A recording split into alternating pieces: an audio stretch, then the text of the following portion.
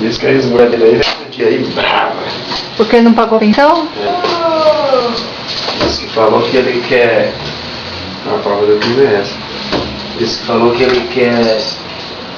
Só ficar... Queimando o bumbum, como diz os caras.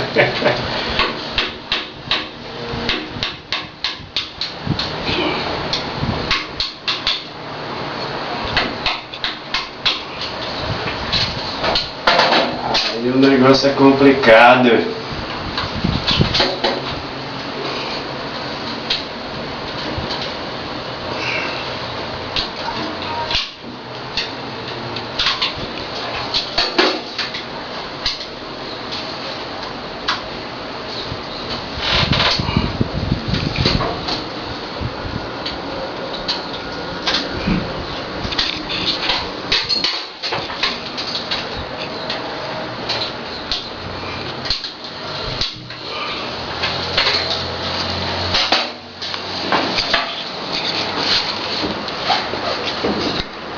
Esse cano aqui nós não podemos jogar fora, tá?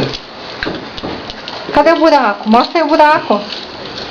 Vai ter que ser a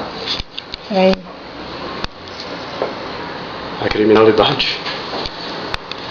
Ah.